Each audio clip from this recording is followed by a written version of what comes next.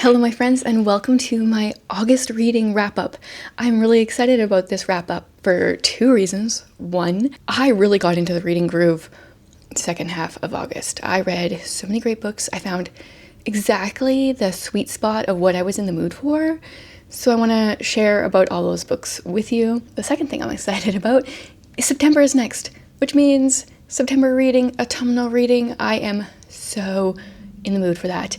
If you guys missed it, I did share over on Substack a list of recommendations for my autumnal reading challenge. So if you're struggling with some of the prompts, I have recommendations for each prompt, and then as well some things that I might be reading for those prompts, some of my options from my physical TBR and my ebook TBR and stuff like that. So I'll leave that link below.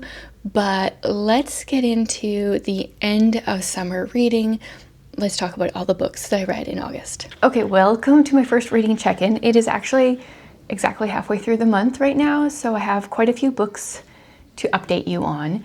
I bought this microphone hoping that it wouldn't pick up as much noise outside, and today is like the ultimate test because there are a bunch of kids in my backyard yelling and screaming and just having a grand old time. So if those sounds come through, my apologies.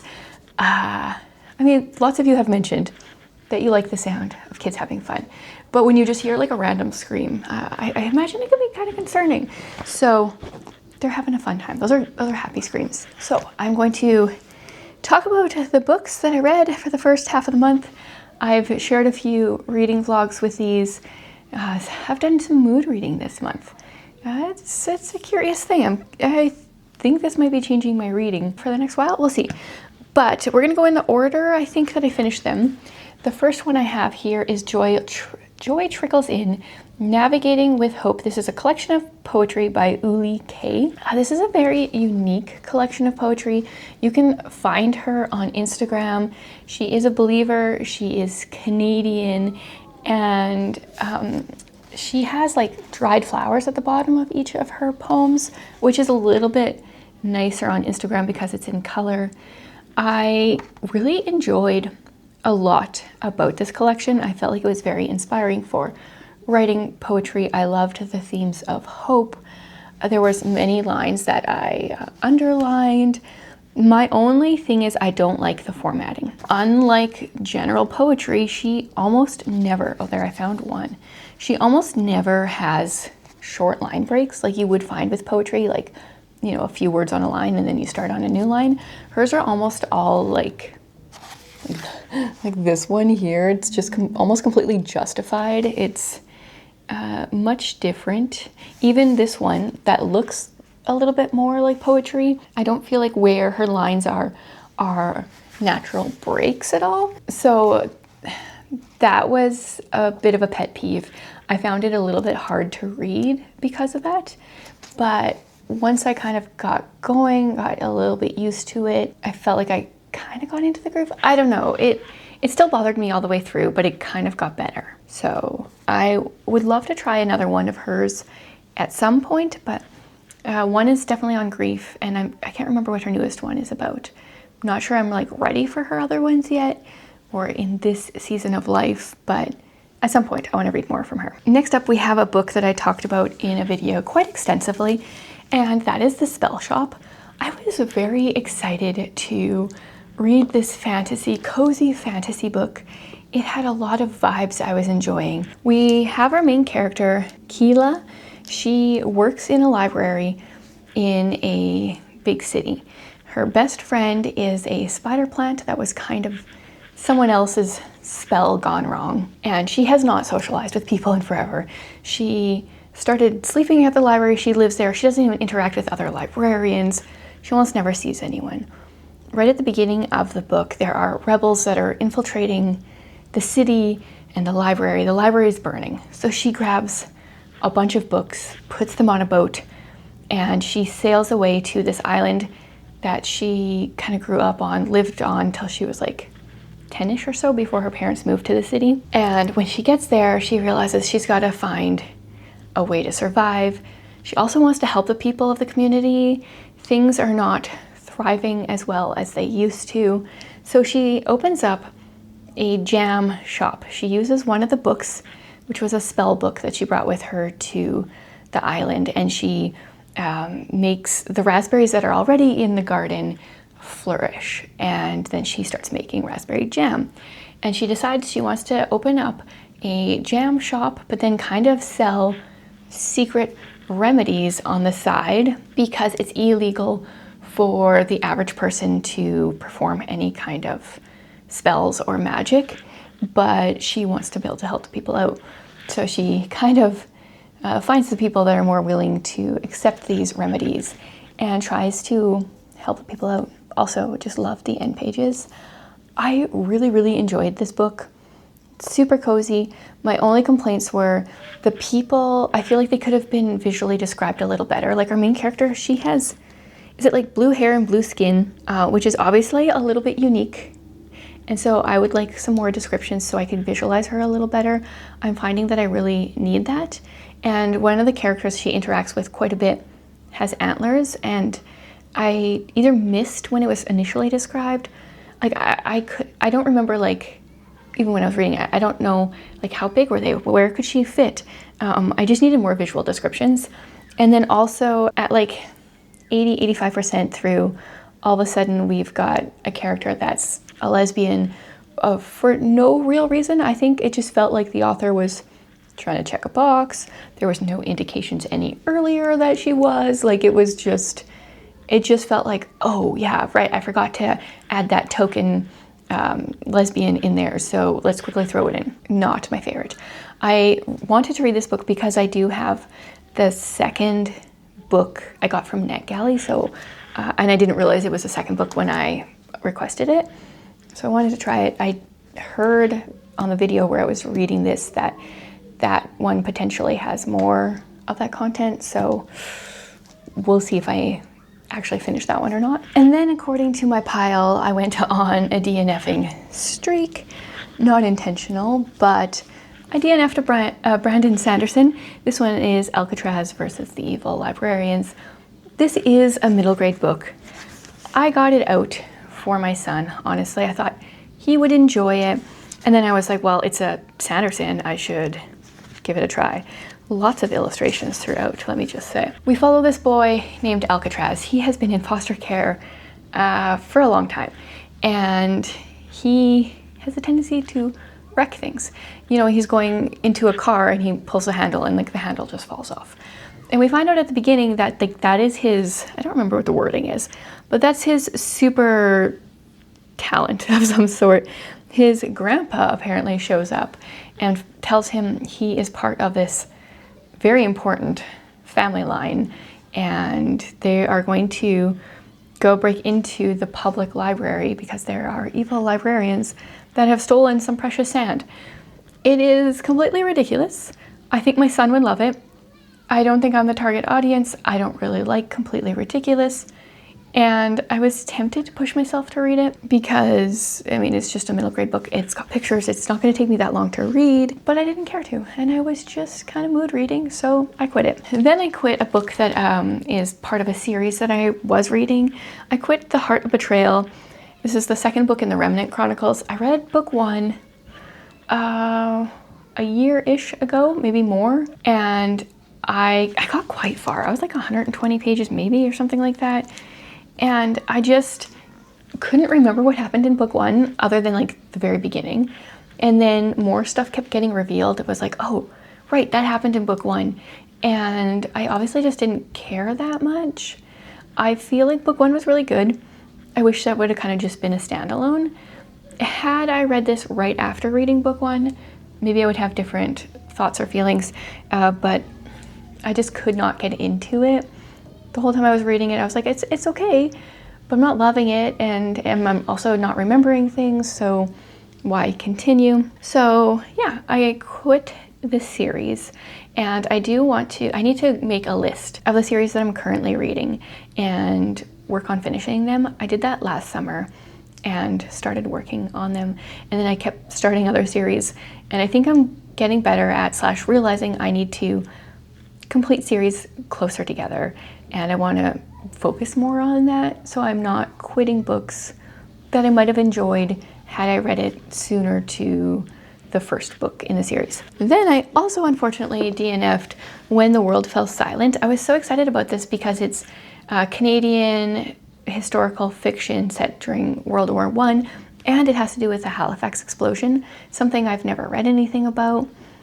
But right in the very first chapter, our main character, there's like a sex scene between her and a character, and I'm like, well, if we're starting out like this, yeah, no. Plus I was trying to proof it for homeschool. I thought, because we're studying this time period, I thought maybe this would be a good read.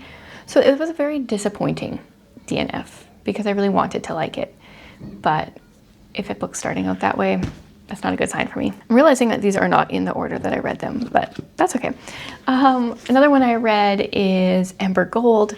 Okay, this one I loved, which is great because I did quit a few books before it and was feeling a little reading discouragement, but I loved this. It was one of the ones I was kicking myself for not starting it sooner. This one, we have a main character, so thank you so much to the author for telling me how to say her name. I believe her name is Gilda. She lived her life, I think she's 16-ish, like completely isolated. It was her dad and her dad's cousin and his very, very, very young wife that lived there. And sometimes she would see some guys that worked for her dad, but that's like the only people she ever saw. So she trusts her dad, although he's kind of into some sketchy stuff. And right at the beginning, they go on a little journey. Her dad has always been hunted by a dragon, and he wants to remove that curse or like get the dragon to stop hunting him. He shows Gilda this like spell type thing that he has that she thinks is enough for the dragon to stop hunting him. And they go up the mountain to see the dragon, and she thinks, you know, that he's going to use this stuff to keep the dragon away. No, but it turns out, no, actually, he's going to leave her as a sacrifice to the dragon. And I mentioned in my reading vlog that I really appreciated that this book is a little bit more like on the gritty side, not overly so, but just our main character doesn't have the greatest upbringing. There are some like not so nice people. It felt unique and different than what I've read in a while. And yeah, and then I enjoyed where things went from there. I feel like anything else is a spoiler. And then I was curious when I was reading it if she was going to leave it open for a second book. And so I did ask her, and she has ideas for a second book, but nothing is planned or anything. So I'm hoping we can get a second book here, because I think it would be very interesting to see how that unravels. I know the general idea of what would happen, but I would be curious to see how things go. So very excited about this. Makes me excited to try more books with dragons, because prior to this one, I was kind of 50-50. I'd liked some and not liked others, but I've wanted to like more. So if you guys have any dragon book recommendations that you think I would like, please let me know. Oh, and then another very quick DNF for me was A Fellowship of Bakers and Magic by Jay Penner.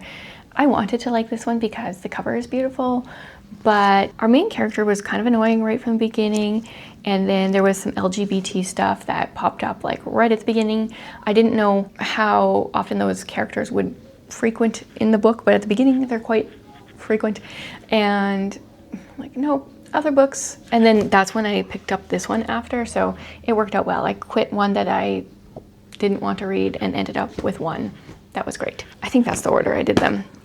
Okay, and then one that I did read and enjoy is A Quiet Life in the Country. This is a Lady Hardcastle mystery. This is the first book in the series. This one was a lot of fun. Our main character is Flo. She's a maid and confidant to Lady Emily Hardcastle in 1908. So they've moved from London to the countryside, and there is such great banter between Flo and Lady Hardcastle. That is definitely what makes this book and potentially the series. I have not completely decided if I'm going to continue the series or was this book enough for me. If you guys have read this book and more in the series, I would like to know how similar is it? Like, is the series worth it, or should I just stick with book 1? But in this one, they go to I think it's an engagement party, and Lady Hardcastle's, mingling with the rich people, and Flo is working with the servants, which is such a great combination because you get both sides, which back in this day, like those were two different worlds, and both of them had sketchy things going on, and you have different access to different people, so I really enjoyed that. And the next morning they find out there's a dead body in one of the rooms, and Lady Hardcastle and Flo get involved. My only complaint, first of all, is that it is in first person, which sometimes I don't notice when books are in first person and they work. But sometimes I notice and they feel a little awkward, and this one was one of them to me. I was very aware that it was first person. So that's a complaint. My other complaint is that Lady Hardcastle and Flo have this relationship. I think Flo has worked for her for 14 years. Oh, actually, okay, and that's kind of another thing is I don't know how old they are. Flo has worked with her for 14 years. And Lady Hardcastle's husband died 9 years ago. There is a point where Lady Hardcastle says something. I think she says she's 40, but I don't know if she's legit 40 or if she's pretending that she's 40. Like she's 60 and joking that she's 40. I don't know. And once again, I need to visualize my characters. So that's a big difference for me. And then there were some times where Flo, I guess she's kind of short. So some people talk to her like she's quite young because she's short. So then I'm like, okay, so maybe, how old are they? That one's another pet peeve. But then the other one is that they have had these adventures years prior. First of all, Flo grew up in the circus. Okay, that kind of comes out throughout a little bit. And then the two of them were kind of solving mysteries or involved in some kind of spy espionage stuff in years prior before this book. And it feels like I missed something a little bit. I want to read about those adventures as well. Those adventures first. Are those adventures going to play into this more? Yeah. So I liked my read, but I also felt a little confused. And so therefore, I'm not sure if I want to continue. But it was super fun. It was light and sometimes just exactly what I need. I don't know how many books there are in the series. I should look that up because that might affect it too. If there's 20 plus books, do I want to commit to that? I don't think so. I never finished series that long. So yeah, I'm conflicted on where I'm going to go from here. This was definitely a good one-off, but would it make a good series? I'm not sure. And the last one is a book of poetry. I finished Fleeting Things by Rachel H. I just hauled book 3 in my book haul for the summer. And this is a fun collection of poetry. So she is a believer from Australia. And I think this poetry she wrote between the ages of 18 to 20. And I think it's very well written. But I also think that it feels like she was those ages. She obviously broke up with someone. And we talk about that a lot. That part got a little bit monotonous. Had I read this as a teenager, maybe it would have been better, would have felt more applicable or something, but in my stage of life now, that part didn't feel super applicable, but I did enjoy most of it. Some of them I quite enjoyed. There were some lines that were very inspiring. Not all of them are poetry. Now I'm trying to find one that would be an example. She has some that are kind of just short essay-ish. I'm not really sure what you would call it. Yeah, so she'll have a poem and then there's more essay type stuff, which is kind of cool. But I also feel like those could have been just poems in some ways. So yeah, I have this one. I've read a couple poems out of her second collection, and then I just hauled the third collection. So obviously enjoying her stuff because I'm still reading it. So those are all of the books for the first half of the month. I'm very curious to see where the second half goes for me. Yeah, so I don't know if I'll do just one more clip at the end here, or if I'll update a little bit more frequently before the end of the month. So we'll see. Okay, on to like most of the second half of the month. I think I'll have a little bit more to wrap up right at the end, but I've read quite a few books in the last little while, and definitely been binging the fantasy. Quite a few fantasy books on this stack, so let's go through these. First of all, I finally read Six of Crows after having it on my shelf for quite a while. I quite enjoyed this fantasy book. It is a duology. I'm excited to wrap it up.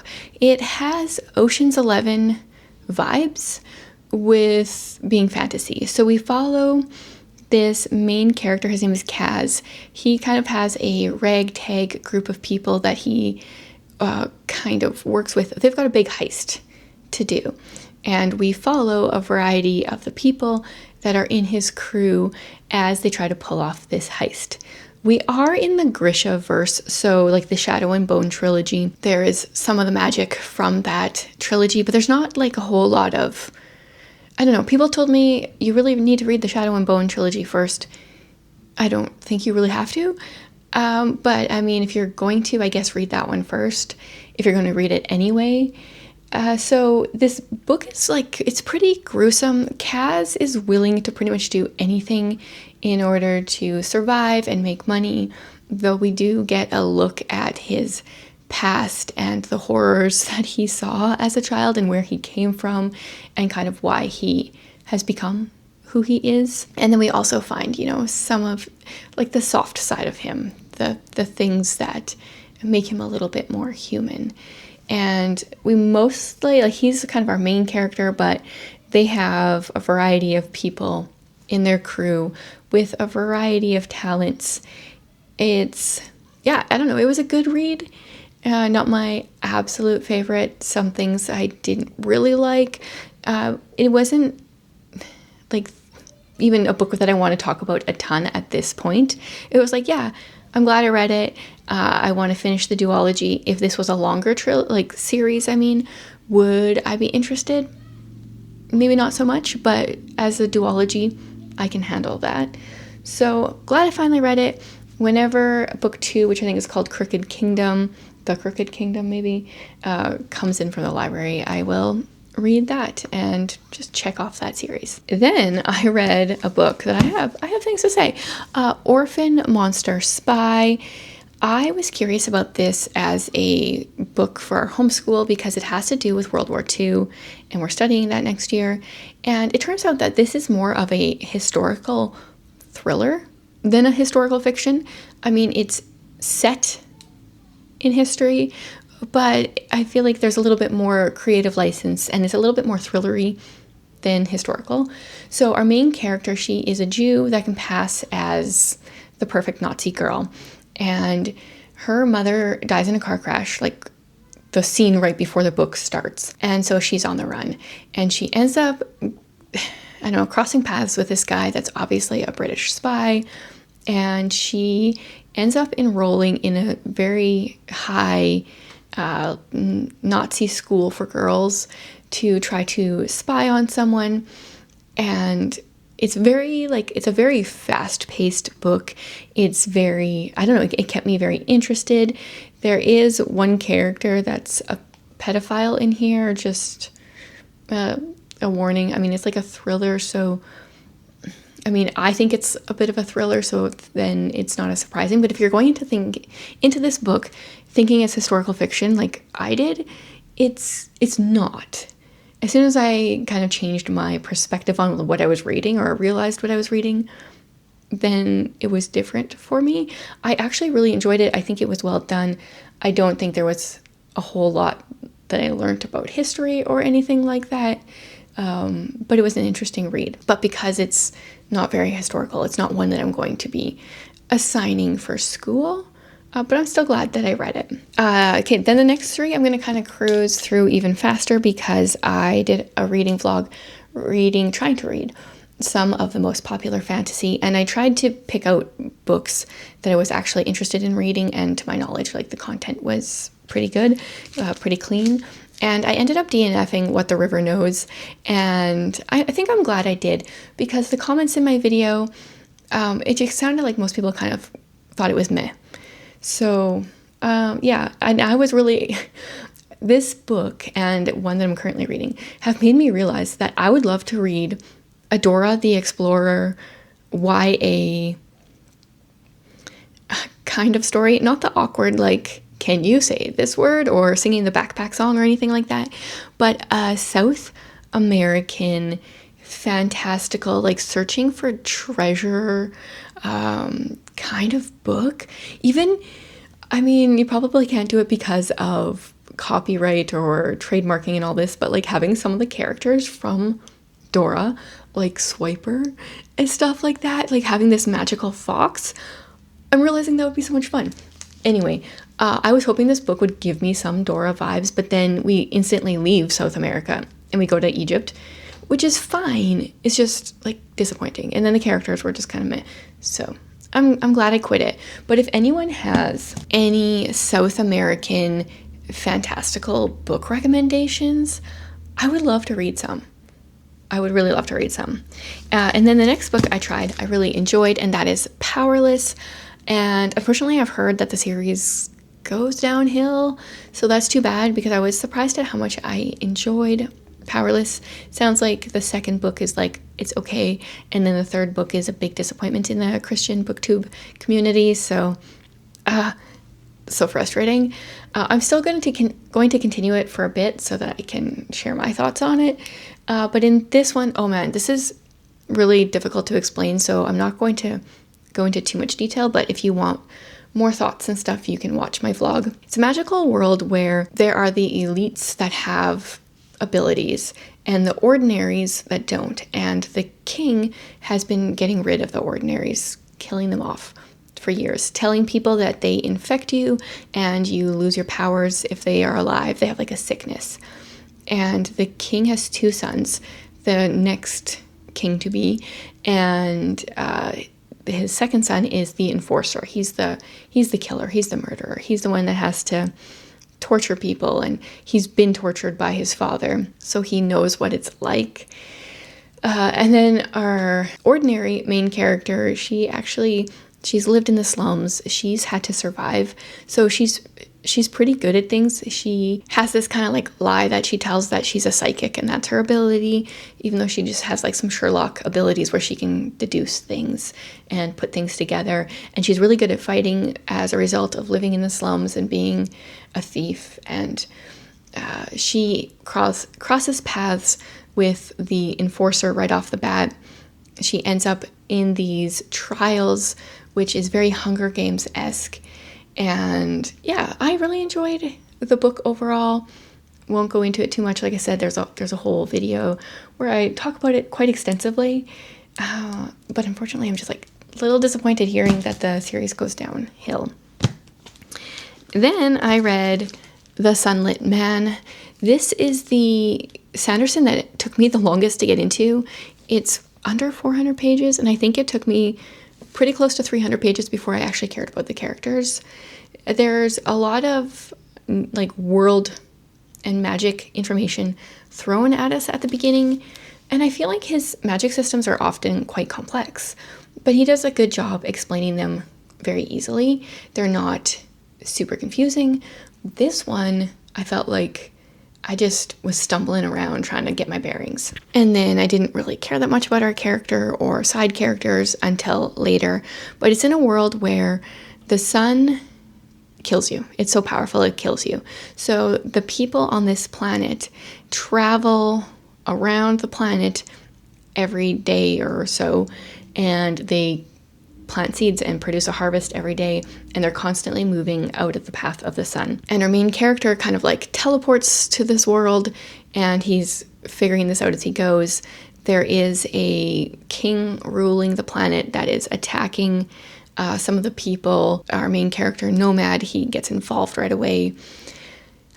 Yeah, also more thoughts in the vlog. It just kind of fell flat for me, which is not a normal Sanderson thing. That means at the beginning of the month, I read or DNF'd Alcatraz versus the Evil Librarians. Wow, August has felt like a really long month. And then I went on to like not enjoy one of his books. That's That's not normal. Okay, and some books I haven't talked about. I read another Rachel H. I read Making Whole. This is her second poetry collection. I enjoyed this one significantly more than Fleeting Things, which I enjoyed.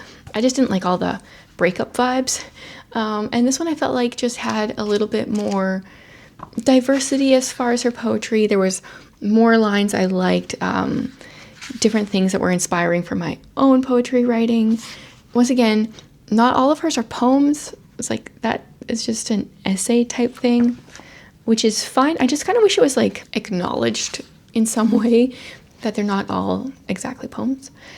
Yeah, and I've already started book 3. So obviously really enjoying her poetry. She, at this point, I think is probably my favorite poet, like living poet. Morgan Harper Nichols, her first poetry collection is up there, but so far I think Rachel H is just being a little bit more consistent and is my favorite poet. Then I'm so thankful to say I finished that Hideous Strength. As I was reading The Sunlit Man, which is in a fictitious planet, I was like, oh, this could be my space book for the Read Your Bookshelf Challenge. And I mean, technically, that Hideous Strength doesn't take place in space, but it is the last book in the space trilogy. So I put this one down as my book for that, but either of them would have worked. And I kind of disliked this entire time I was reading this book. I was listening to it on 2.5 speed because I just wanted to get it done. And honestly, I don't even want to talk about it. Like I looked up some of the analogies and I was like, I just don't care. But I wanted to finish the series. So I'm glad I did. And now I'm done. And now I don't care, nor do I care to really talk about it. But it's done. It's so funny. Like, the Space Trilogy is some of the most polarizing, I would say, of his works. Like, people either love it or they don't. And then I also finished The Story Girl. I finished this yesterday. Highlighted, tabbed, so many things. I really realized that L.M. Montgomery excels as soon as we're in autumn. I feel like her autumnal nature writing is so good. I love it. I love following Sarah Stanley. I am so intrigued. I wish I could ask her why she chose, ask Maud, why she chose Beverly King as her narrator. He is a 14-ish-year-old boy as well, a cousin to Sarah Stanley, the story girl. I find it so fascinating that she chose him to be the narrator, because he's not really in the book much because he's writing it. And I just think it's such a unique thing that she did. And so we follow them, I think does it take place over the 1 year? I don't even know how long it took. It starts in May and it goes to November. And I honestly can't even remember if that was 6 months or if that was 18 months. But either way, I had a good time with it.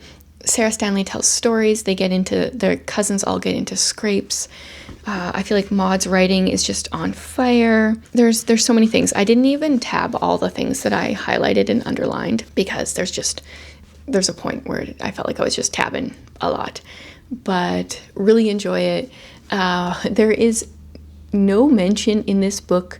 So there's a duology. Then it goes on to the Golden Road. And the Golden Road, it always implies and gives little hints and warnings that Cecily King, she does not make it out of childhood. And I was paying attention in this book, and it doesn't say anything like that in here. So it's something that she decided after this book. Anyway, we do need to do a live for this. I feel like my calendar is very full right now, and I can't seem to find a time for it. But I will share in a post on YouTube when I have a date for it, because I definitely want to do a live. I just don't know when that will fit in at this moment. So that is all for now, but I think I'll finish at least one more book before the end of the month, so I'll be back in a bit. I totally thought I would just have one book to wrap up today, but in my last clip, which was just yesterday that I filmed it, I wasn't feeling very good, and then I got progressively worse. And so I ended up finishing a book of which I read most of yesterday, and then reading an entire 400 plus page book. So I got 2 books to update you on that I've read in the last 24 hours. First of all, Half a Soul. An in-person friend recommended this book to me, like in January, and I've been curious about it, but it took me forever to read it because it's one of the books I saw some of the more popular booktubers / like the booktubers that read popular books reading and enjoying. And sometimes if they enjoy books, then I'm like, oh, I probably won't. It probably will have content in it I don't like. I loved this book. This is almost a perfect book to me. Let me tell you about it and I'll explain what I was loving about it. So we follow our main character named Dora, which also just makes me want to read an actual like Dora the Explorer type book. She, at the age of 10, in the prologue of the book, gets half of her soul stolen by an elf. Her mother promised her on her 10th birthday to an elf and got money in exchange. And then on her 10th birthday or around that time, this elf comes for her. Elf? Fairy? I don't remember. What's the difference? Anyway, he comes for her, but her cousin sticks him with a pair of scissors and he gets away with only half of her soul. And so ever since this, then starting in chapter 1, I think she's 20-ish, and ever since she was 10, she doesn't feel emotions very strongly. So in some ways she's a little bit like on the spectrum.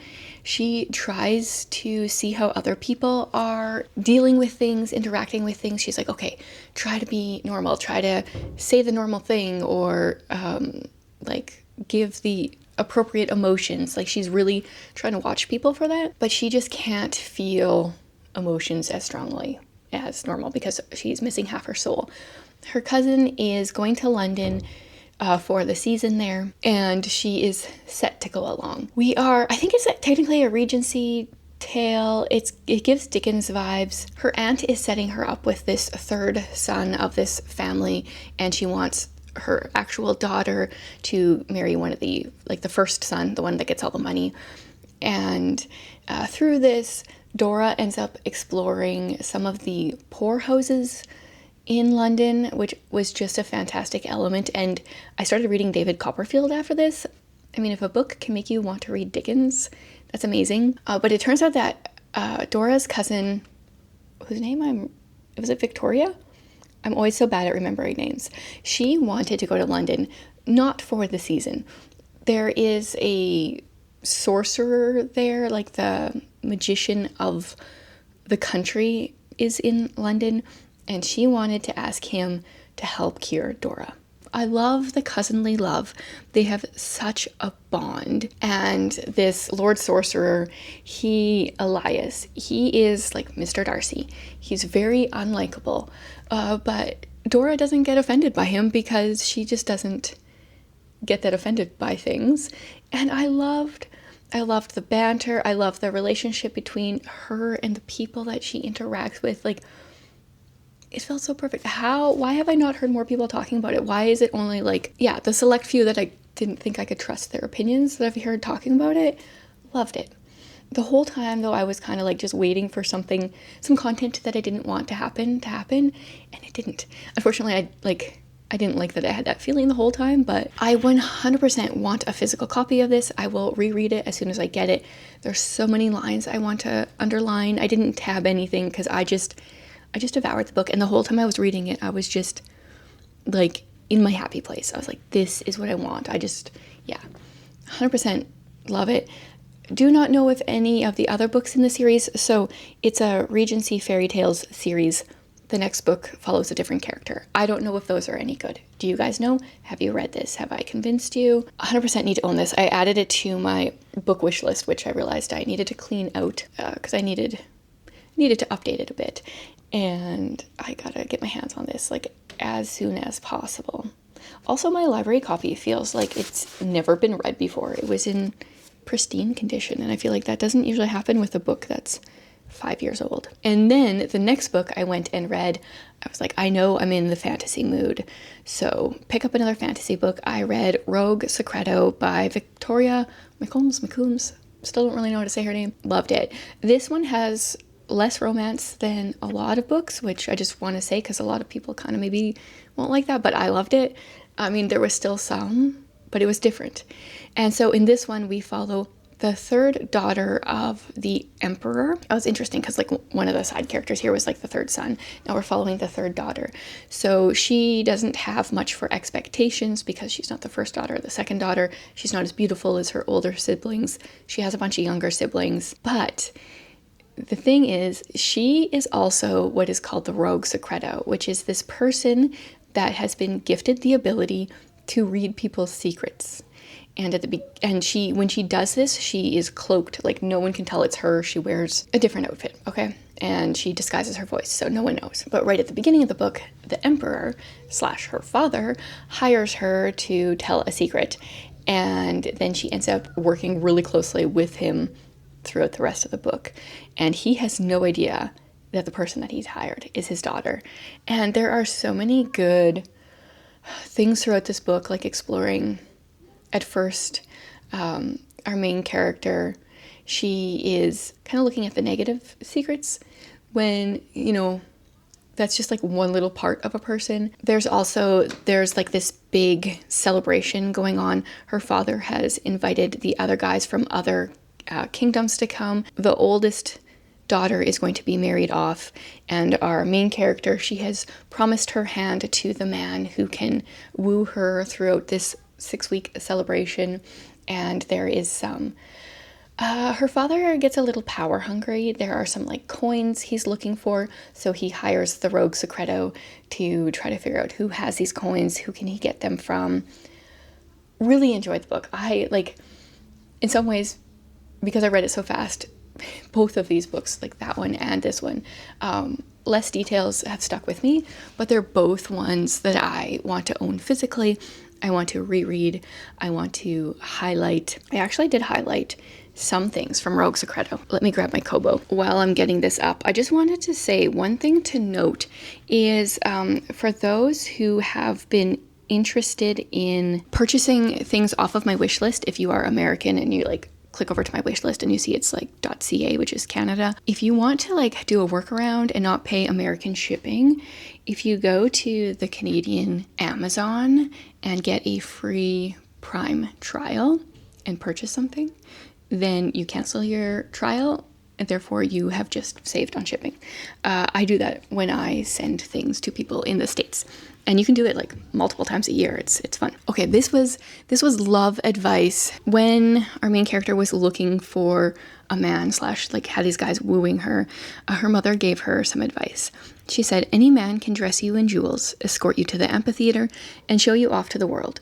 You find the one who will take off his shoes, run through the fields, and stomp through the creeks with you. For it is easy to be a loving man when the world watches. Find the man who loves you even if no one sees."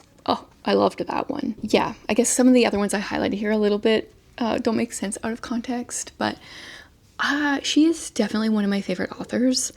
I already own her next book, got it queued up, going to be reading it probably September, definitely October at the latest. So obviously I've been in a fantasy mood this month and it took me a while to realize it. I thought fall was my fantasy season. And it might continue through, but apparently it really starts in summer. So I need to remember that for next year. Let me know a book or a few you enjoyed throughout August. And did I say September before? It's definitely August. I'm just looking forward to September. And let me know if you've read any of these or if any of these have now made it onto your TBR. I always love chatting with you guys in the comments about books.